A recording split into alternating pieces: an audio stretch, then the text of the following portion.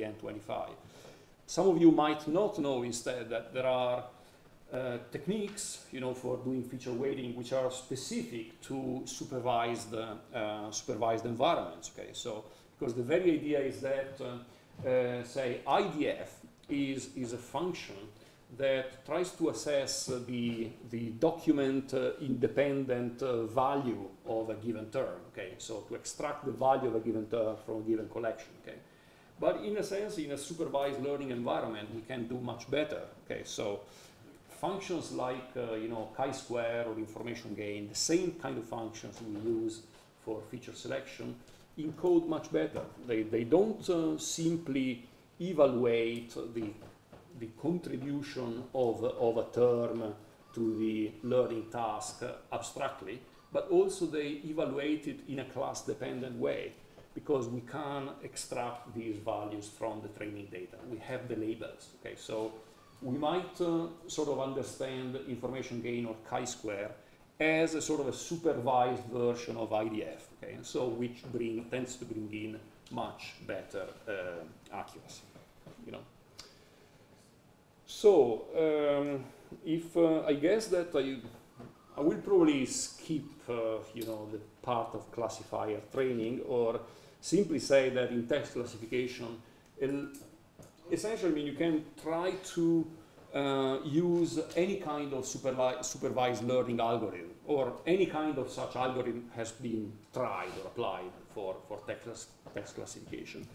The ones that I mentioned here are the ones that have emerged as the most popular choices. Okay, sport vector machines are, of course, the king of the situation, in the sense that they tend to be the default choice, nowadays for everyone approaching, let's say, text classification as a first step, because for a variety of reasons. Okay, so sport vector machines, have proven, have important theoretical justifications, important theoretical guarantees, but, to the practitioner, what is important is that they typically deliver good accuracy, throughout a variety of different applications. Okay, so in machine learning, there is this kind of fairly famous theorem, the no free lunch theorem, that says, well, you can't have,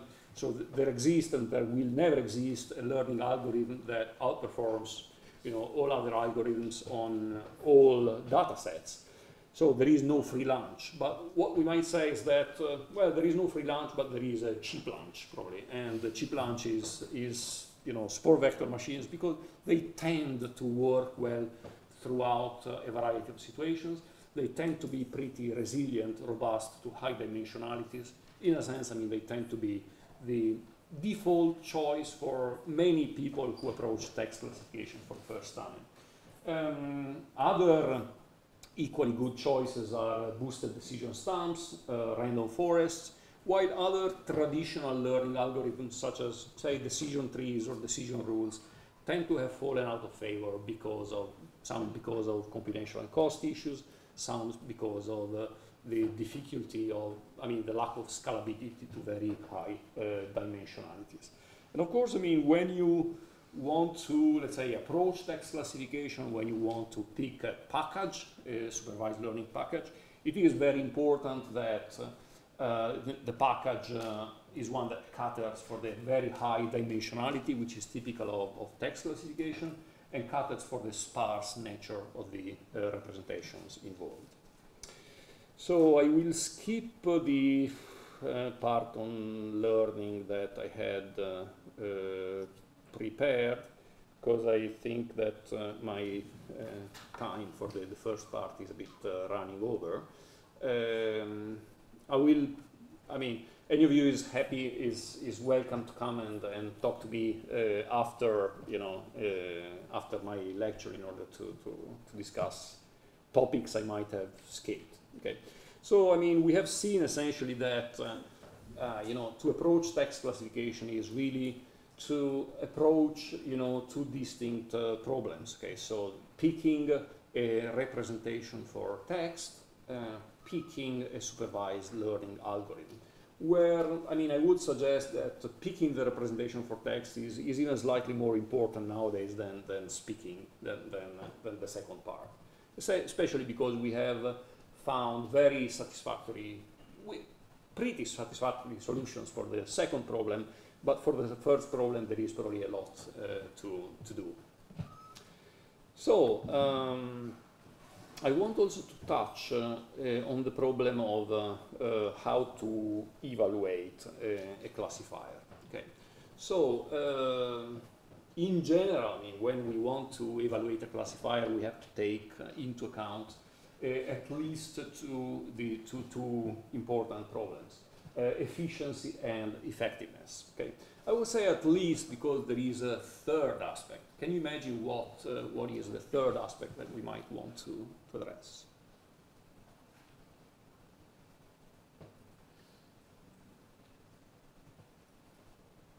A number of researchers, especially one of them is Rich Caruana, claim that understandability is a very important aspect. Okay, so though the people who think that understandability is a parameter, they wouldn't be very happy, with learning algorithms such as support vector machines, in the sense that they generate what they would call black boxes. Neural networks, the same. While they would favor algorithms like, say, decision trees or decision rules, because this is the kind of algorithms which allow you to, let's say, inspect a certain classifier that may have been generated, and get a sense of what is going on, But I will largely, ignore for the moment the dimension of understandability and talk about efficiency and effectiveness, which are concerns for all of us. So efficiency is certainly an important parameter, and when we look at efficiency, we need to look at least two different aspects, okay? Which is, one is training efficiency, so the efficiency of a learning algorithm at training time. And the second is classification efficiency, so the efficiency that the generated classifier has at classification time. So which one is the most important?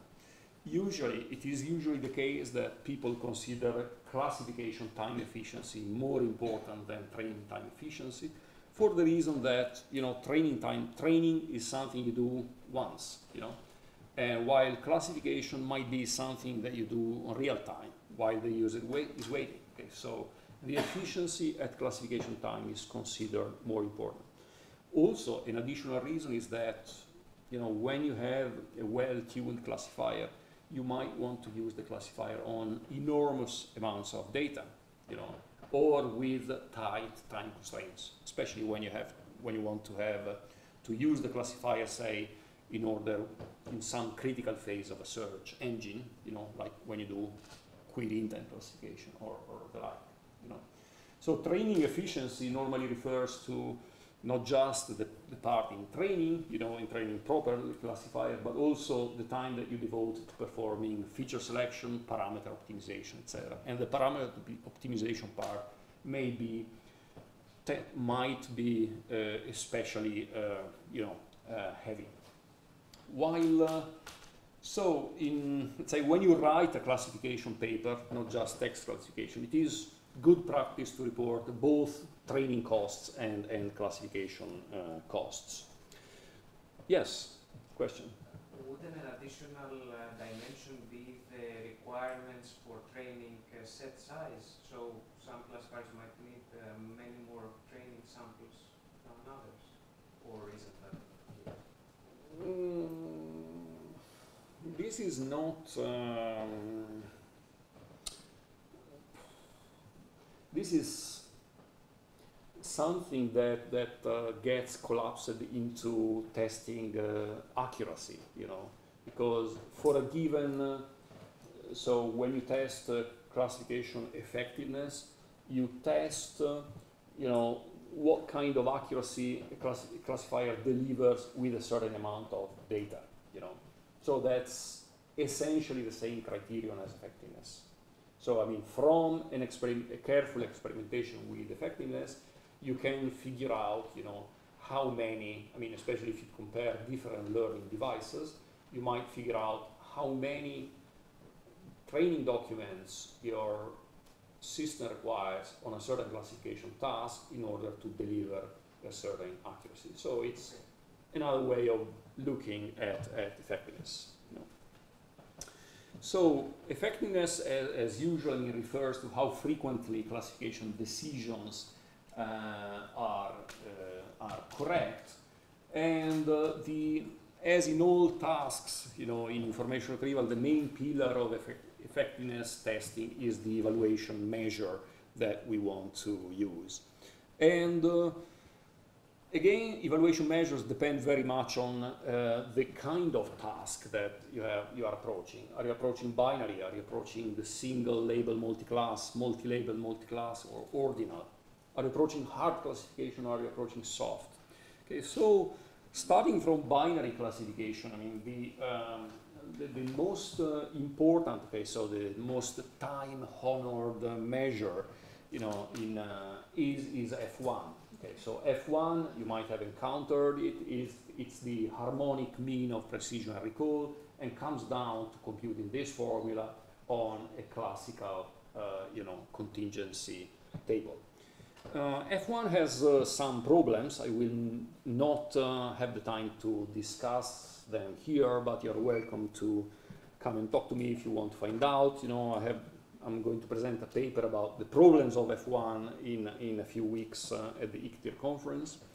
Anyway, it is important to actually mention that F1 is nowadays the industry standard, you know, for binary classification, and it is, of course, also the industry standard for multi-label multi-class, because we have seen that multi-label multi-class can be reduced to binary, can be reduced to the generation of n different binary classifiers, you know, where n is the number of available classes. When you want to evaluate multi-label multi-class, you need to compute F1 values for the different classes and then average them. And there are here two different ways of averaging. Okay, so one is called micro averaging. So the idea is that you have n different contingency tables for the different classes. You merge them into a single contingency table by, say, adding up the true positives of each class into a general true positive category, and then, you know, computing F1 on the resulting table. The second way to do it is macro averaging. The idea is to compute F1 on each individual class and then average. Here the results that the two give are maybe pretty different, and it is a tendency nowadays to mostly trust macro averaging. Why is it so? Because in macro averaging, let's say rare classes count more. Let's say all classes count the same in macro averaging, while the micro results are dominated by the most frequent classes. Okay, so the more a class is frequent, the more it counts, you know, it weights on the total result. And today, I mean, when it comes to, let's say, classification research, I mean, it's quite important nowadays to behave well on the rare classes, because this is where the problem lies. Okay, so the basic problem to be solved in classification today is generating accurate classifiers when training data are scarce. You know, because the training data are expensive. You know, are expensive to generate, especially reliable ones. And so I would say that this is the key and foremost problem in classification research. So macro averaging basically discriminates much better, you know, between algorithms that behave well or not well on rare classes. For a single label classification instead, the standard vanilla accuracy, you know, which is correct classification rate, is typically used, you know. Ordinal classification is instead different, okay, because in ordinal classification which is the task, you know, of classifying according to a classification scheme where classes are ordered, you know, excellent, very good, so and so, poor, very poor. So you have to take into account the fact that, you know, not all errors count the same. Okay, so misclassifying an excellent document into very poor is a very serious mistake.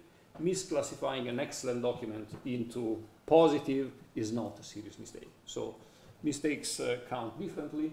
And so here there is a measure which I will not go into detail, which is called the macro averaged absolute error, okay, which essentially looks at the distance between the true label of the document and the label which has been assigned. So the distance between excellent and very poor being very high, and the distance between very poor and poor being slow.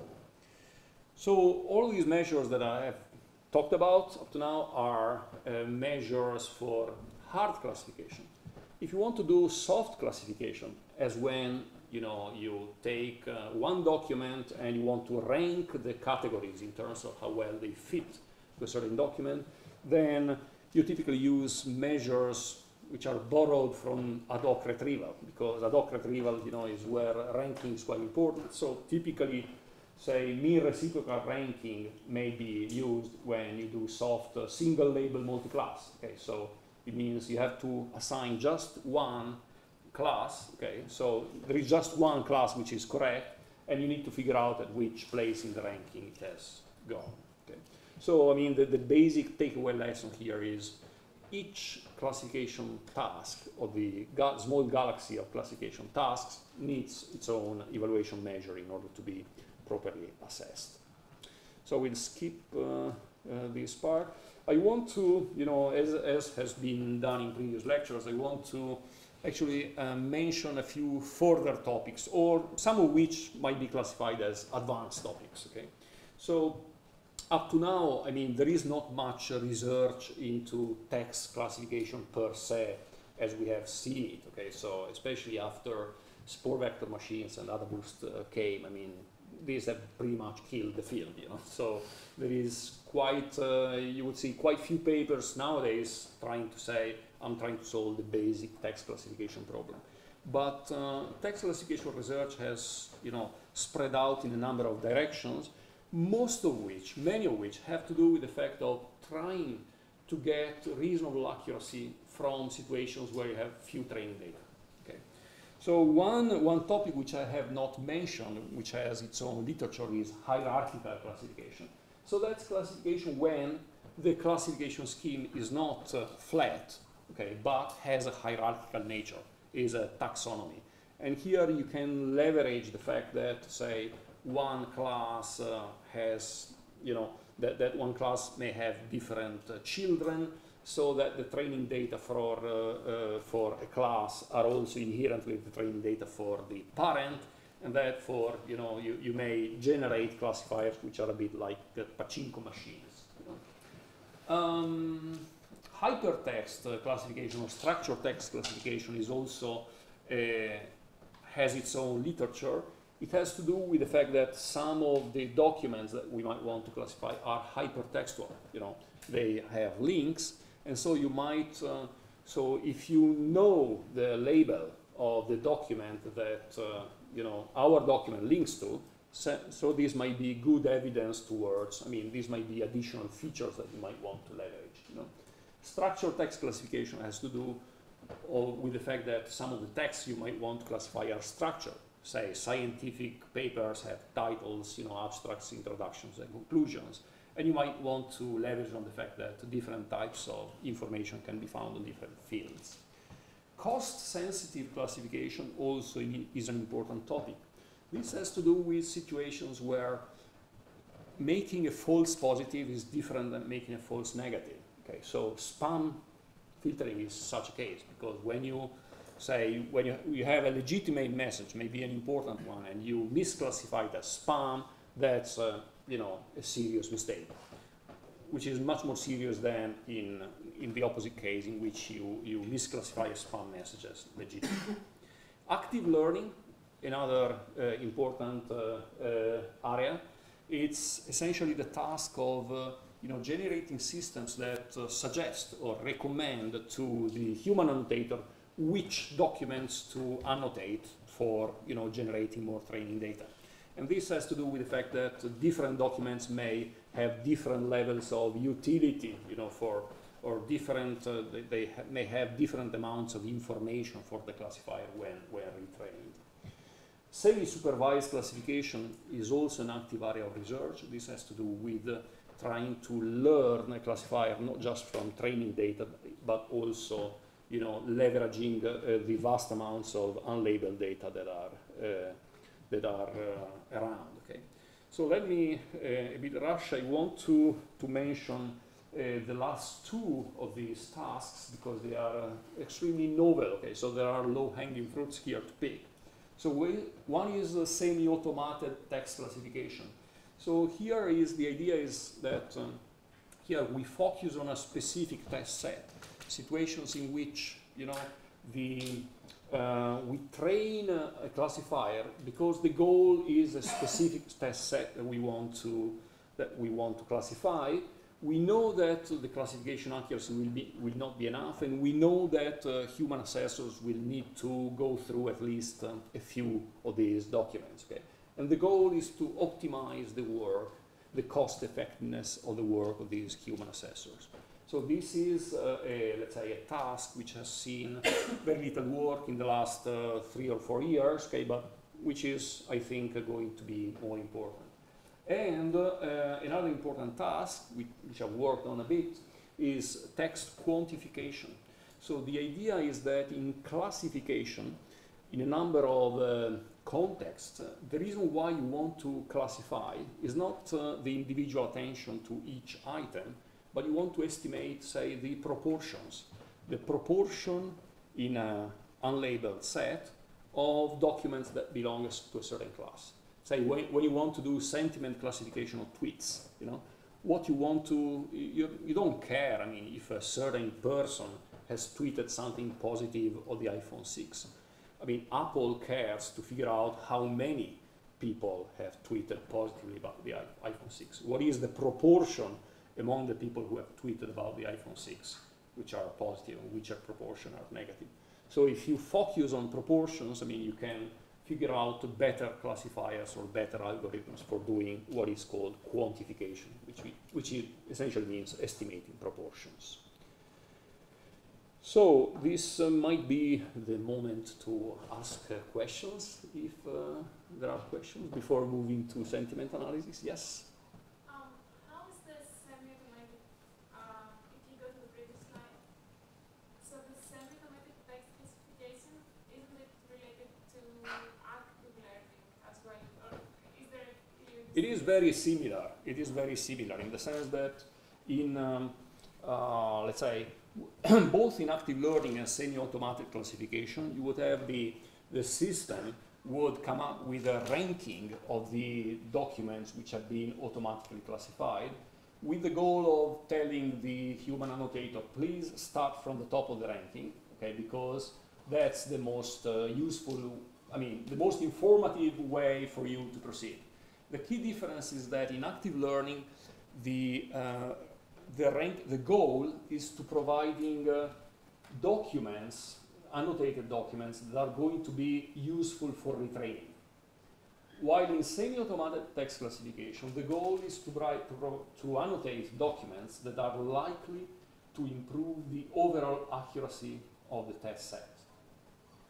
So, I mean, you're not interested in retraining, in theory, okay? And the idea is that, say, if you have a cost-sensitive measure, so if your accuracy is such that false positives and false negatives have a different weight on the accuracy, then you might want to rank higher the ones that are more costly. Okay, so say the false positives, because if corrected, they are going to bring about a much higher benefit, to the overall accuracy of the system. So one of these application fields for semi-automated text classification is e-discovery. So e-discovery is the kind of legal applications of text classification they have in the US, or let's say the also the spotting sensitive information. Okay, but maybe we'll, if you want more details, we'll come offline. Are there other questions? Probably lots, you know, because it's this has been really a crash, you know, crash run across, you know, a field such as text classification, which has literally seen thousands and thousands of research papers. Yes? You have talked a lot about, I can see in advanced topics that there are a lot of works about creating a good training set, and a lot of works about machine learning in general, the algorithms. But what about the representations of text? I mean, the bag of words model and the general hard histogram model is around 10 years old or more. The what? The bag of words model is about 10 years old. Are there any new directions for better text representations? Well, I mean, certainly the biggest new direction is word embeddings. Okay, so this kind of work that has emerged from the neural networks community, and which has to do with coming up with the representations of words that are vectorial, that are mined from large quantities of data, and then can bring in truly the semantics of a word into the text representation process. So this is I would say, I mean, the big new direction. But over the years, even starting from, I would say, 92, you know, there have been lots of works that have tried to figure out ways to go beyond the bag of words model, starting from, you know, works trying to do word bigrams, you know, different types of bigrams, bringing in noun phrases, you know, bringing in multi-words, bringing in, you know, sequences of post tags, you know, but we haven't seen, none of these kind of researchers has brought about, you know, a definitive answer to, you know, how to go beyond bag of words. Okay, so that the net effect is that for many applications, bag of words is still, well, not the optimal, you know, solution, but still a pretty plausible solution. Okay, so I mean, everyone is looking with interest at this word embedding revolution, you know, in order to figure out whether it will be the real big thing in text representation for classification and for many other applications. Okay, I think that I might want to, here I have for the reading, by the way, I mean, all of my slides will be available for you to browse. I mean, so all of the bibliograph pointers that I'm going to give here are here. So I might want to move to discussing sentiment analysis and opinion mining. Okay, so this is the kind of the structure of these 40 minutes or so that are left. I will discuss a bit of background of the task. I will discuss again, I mean, a number of applications of sentiment analysis and opinion mining, its main subtasks, and hint at a few advanced topics. So, sentiment analysis and opinion mining is essentially a galaxy of tasks, you know. And these are all tasks which are concerned with a dimension that is orthogonal to topic. I mean, just to pick up on something we have seen up to now. And the dimension here is to the expression of what have been called private states or subjective states by people. So, I mean, sentiments, opinions, emotions, judgments, and the like. So, sentiment analysis and opinion mining are, you know, the disciplines that study this kind of phenomena within text. Originally, the term sentiment analysis tended to denote the kind of more linguistic investigation into this phenomena, mostly carried out by NLP people, while opinion mining denoted the more applicative slant of this investigation, typically carried out by people who are, you know, interested in mining product reviews, people from data mining, and yes, people from IR. But nowadays, sentiment analysis and opinion mining are largely, you know, have become interchangeable. So we can consider sort of synonyms, you know. So also, I mean, one other thing to note is that sentiment analysis essentially ignores the subtle differences between opinions, emotions, judgments, sentiments, etc. Also picking on the fact that the English word sentiment is a fairly, omnicomprehensive term, to denote all these kind of subjective states, So, I mean, emotion detection or opinion detection are currently under the umbrella of sentiment analysis. So essentially, opinion mining was born with what, until a few years ago, people still call the Web 2.0, So the situation, the transition between the Web 1.0, and the Web 2.0 was the following. So still, the Web 1.0 was the web we had still in the 90s. Okay, so when essentially the web at the time was mostly a repository of factual content, okay, of functional content. Say sites where you could download stuff, websites where you could find news, etc. So the key aspect was that the authors of content that you could find on the web were mainly professionals, okay, professional users, while non-professional users, casual users, were mostly passive users of what someone else had written.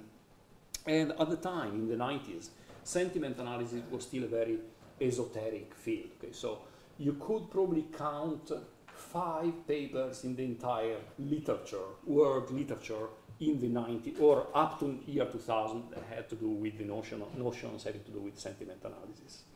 Well, everything changed in the 2000s. Okay? So the so-called Web 2.0 was born. And the Web 2.0, I mean, in popular terminology, is the web which is characterized by user-generated content. Okay? So the idea is that in the 2000s, I mean, several things became popular among blogs, blogging sites that didn't exist in the 90s. Social networking services such as Facebook, Twitter, YouTube. Services that, I mean, aside doing other things such as e-commerce, I mean, they hosted user-generated content in the form of reviews. And here we can think of Amazon, Yelp, TripAdvisor, Opinions, sites like this. So the idea is that this kind of situation is one which is characterized by the fact that the non-professional users become authors of content. And a lot of the content that users contribute is rich in opinions, is opinion-laden, as they say. Okay? So, I mean, with the growth of this kind of content, actually companies realize that this content is important, okay? And so they kind of generate, demand for technology that is able to mine this content, that is able to mine sentiments for this content. So these companies are, of course, market research companies, for instance, companies that engage in online reputation management, etc. So, I mean, sentiment analysis practically becomes the holy grail, in a number of disciplines, including market research, opinion research, customer relationship management, online reputation management, etc. And, this provides a big boost, the Web 2.0 provides a big boost for sentiment analysis, not only for the fact that there is commercial interest, but because of the fact for the first time in history, there is a huge volume of opinion-rich data available in digital form. Okay? So, I mean, the importance of sentiment analysis in 2000 comes from these two factors. Okay? So we passed from a period in which nobody was doing sentiment analysis, let's say the late 90s, as a period from 2005 onwards, where everyone seemed to do sentiment analysis. So there are lots and lots of tasks which are where sentiment analysis is important. One is opinion research, market research, and here I'm talking of still a traditional way of doing opinion research, which is via surveys. Okay, so if I'm a social scientist, I might run a survey to find out, whether people are happy about their employers, And what I would do, I carefully select a panel of respondents, okay, which are meant to be, say, representative of certain population. I will ask them to fill out a questionnaire, okay? So most of the questions will be closed questions, so you just need to tick a box in order to answer. Some of the questions will be open questions, okay? So they admit a textual response. So when you have a panel of 10,000 people, you have 10,000 verbal answers, you know, that you need to make sense of. And then people might want to classify. So here again you have, you know, a text classification, you know, task. But often in many applications you need to do classification by sentiment, okay? Because say when your survey is say a customer satisfaction survey, you want to figure out the sentiment of your customers to your products, to your services, okay? So many such applications, you know, in opinion research are mix topic and sentiment as dimensions in ways which are sometimes pretty difficult to figure out. So another type of large application is computational social science. So, I mean, you might remember Carlos Castillo 2 days ago mentioning several of these applications, okay? So, where people, I mean, social scientists have, you know, tried to move away from the survey as the means and try to directly mine social data, to look at these data because, you know, these data are more spontaneous, they are not elicited but are spontaneously generated, because they are abundant, you know, and because there is essentially a very small or no latency in the results, you know, with respect to when the phenomena occurs. So this is one example paper, you know, that appeared a few years ago. So this was by a group of social scientists who analyzed Twitter in order to figure out the patterns of happiness throughout the United States. And what they did was essentially to take each and every tweet generated in the United States, detect whether it expressed happiness or unhappiness or none of the two, you know, and then, you know, generate some stats out of them. So, I mean, the stats, they figure out that, you know, people tend to be happier on Fridays than on Mondays, because, I mean, Fridays are the red dots and the Mondays are the light blue ones. And they figure out, yes, question? How did you find the happiness? How? How did you find the happiness? Well, I mean, I was coming to this. What they actually did, I mean, they actually did a kind of sentiment classification, you know, of each and every tweet, you know. So they needed to figure out whether, you know, the tweet had to do with an emotional dimension or not, with the dimension of happiness, and in case it did, whether the polarity was positive or negative, you know. So this indeed involved a pass of sentiment classification and a part of counting, okay, of generating statistics, you know. So they find out, I mean, several facts that some of them might look trivial, you know. I mean, Thanksgiving, I mean, there is a peak of happiness for Thanksgiving, for Christmas Day, you know, for the royal wedding, etc. There is a peak of sadness, you know, for the Japan earthquake, you know, for when Amy Winehouse dies, the London riots, etc.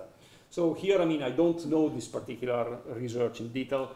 I figure out that this, you know, the kind of sentiment analysis they did might have been even a bit superficial, because, you know, it's easy to figure out that Christmas Day is the happiest day of the year if you consider every happy Christmas, you know, tweet as a sign of happiness. Okay. Anyway, and indeed, I mean, it is decreasing. Do they give an explanation?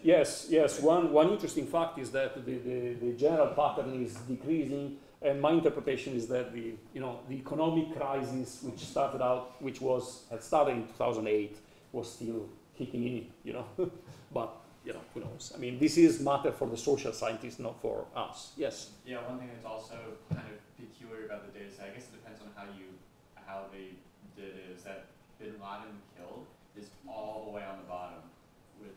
Say it again? Bin Laden killed is all the way on the bottom, which...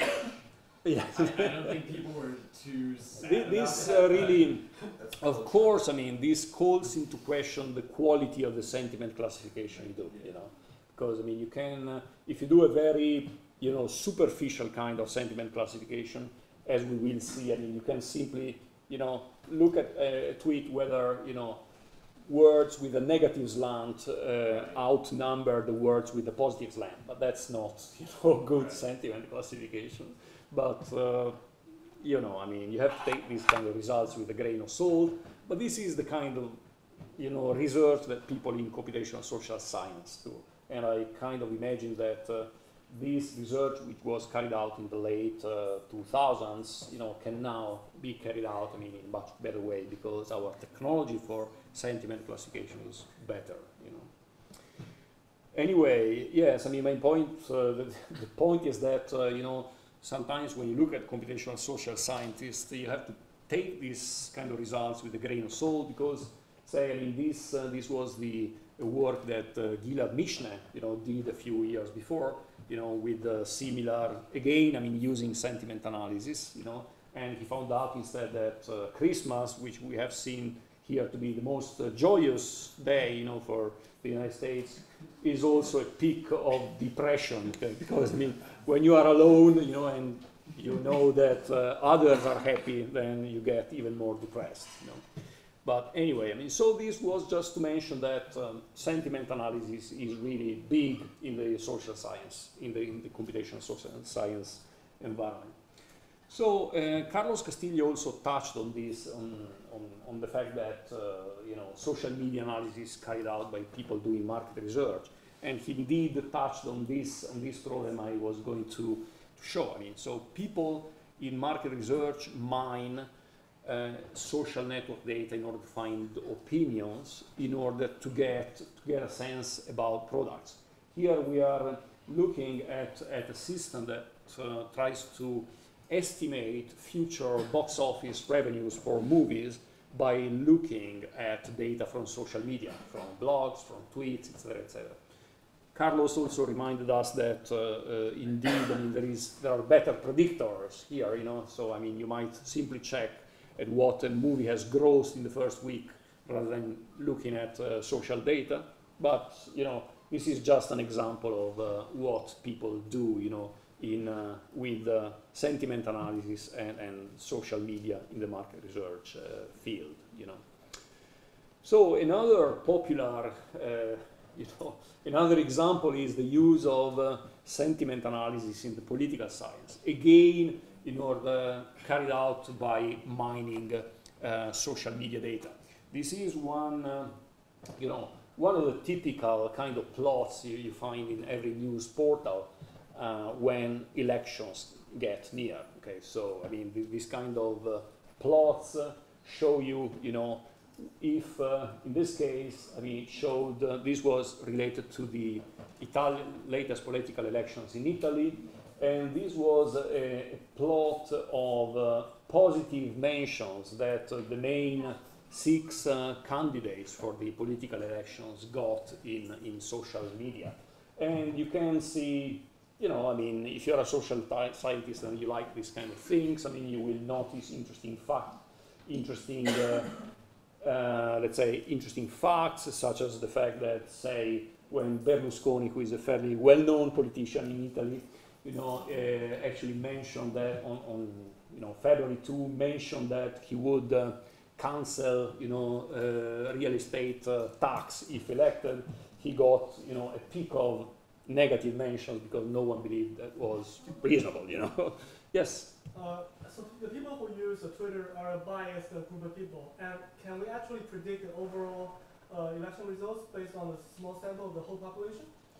I was just coming to this, okay, so it's, I was saying that this is really, you know, interesting facts, interesting plots, but to say from this, I mean, you can really indeed predict elections, I mean, there is a long way, you know, and especially as Carlos Castillo had reminded us 2 days ago, the problem is that social media, I mean, people using social media are a very biased sample of the population. For instance, are a very biased sample of the population who has actually votes, you know. So it's this is actually one question that I had asked him, you know, because he's more expert than me in the, let's say, in social media for political science. And indeed, the question was, can you really, you know, recover the real results from the biased results? And he said, I mean, there are attempts to do this, okay, but probably not, okay. So I mean, there are here actually 2 camps. Okay, so if you look at predicting electoral results via Twitter on the internet, you would find scientific papers of the two camps. I mean, saying you can do, other people saying you cannot do. You know, so it's still a raging debate. But this is, I mean, the way that that sentiment analysis gets used. Okay, because again here there is a combination of doing sentiment analysis, you know, on tweets, because here actually we are talking about negative mentions of a given candidate. Okay, so the idea was that we identified tweets which are about Berlusconi, and we needed to figure out, I mean, whether this was, you know, a negative judgment of his actions, of his statements, or a positive one. So online reputation detection, online reputation management is also a very big thing. Okay, so there are indeed companies who whose customers, okay, ask these companies, I mean, can you just monitor what my online reputation is, what the online reputation of my products is? So I mean, Nokia might entrust, you know, to a market research agency, you know, to check its online reputation on the web, to mine tweets, you know, for tweets mentioning the latest Nokia product. Okay, so I actually intentionally distinguish between detection and management, okay, because it's one thing to do, to detect, to monitor the online reputation of a subject. Unfortunately, many, you know, companies do management. I mean, they plant fake reviews in order to repair, you know, to repair bad communication or bad impressions on the web. Okay, so here, well, I'll skip the issue on fake reviews. Stock change prediction, again, a big thing, you know. So there have appeared papers in the last something 5 or so years, which essentially claim that by monitoring social media together, I mean, with a series of other information, I mean, such as you know, ticker value for stocks, okay, you can do effective stock prediction. And here, effective stock prediction means trying to let's say predict whether a stock will go up or down with an accuracy which is just epsilon more than random. Okay, because if it is epsilon more than random, I mean, you can still, you know, by investing in the long range, I mean, you can get your earnings. Okay, and so there are indeed companies, I mean, who provide real-time monitoring of tweets given a certain company, I mean, which is given a certain ticker symbol, I mean, denoting a company in the stock exchange. And there are indeed also investment funds, I mean, which are essentially based on Twitter. Okay, so this actually is the webpage of Derwent Capital, which is a pretty famous investment fund based in the Cayman Islands, and which is aptly, you know, completely black. You know? And Derwent Capital was the first management fund, I mean, to be known, I mean, to rely on Twitter for its investment strategies. I'll skip this funny, interesting fact. So computational advertising is something also that might benefit, you know, from sentiment analysis in order to avoid epic fails like this. Okay, so here we have, let's say, a piece of news that were essentially, which is about a person who died in an accident with a quad, you know, with one of these, you know, recreation vehicles. And here we get, you know, an ad about go for a ride, I mean, with a quad, which is really a bit, you know, off topic. Okay, and this is another similar epic fail example. Okay, so 11-year-old charged with driving drunk, and you get an ad for Hooray Bear, you know. So I mean, here sentiment analysis would have helped, you know, in order to figure out that the overall sentiment of this article toward beer is not favorable, and so this is not the right place, I mean, to plant an ad for a beer. Okay, I mean, so you've seen a sort of a representative panorama of applications, and I want to actually discuss some more about the sentiment analysis and opinion mining tasks. So this is a bit of a history of how sentiment analysis came about. Okay, so this is probably one of the very first papers that I remember. Okay, paper that first attempted at automatically generating a sentiment lexicon. That means a lexicon of words which are marked with either positive or negative, conveying a positive or a negative slant. So the very first papers about binary sentiment classifications are from 2002, you know. And I guess that 2004 may be marked as the date in which really sentiment analysis goes mainstream. And you can even look at it by looking, say, on DBLP at the quantity of papers, you know, that mention the word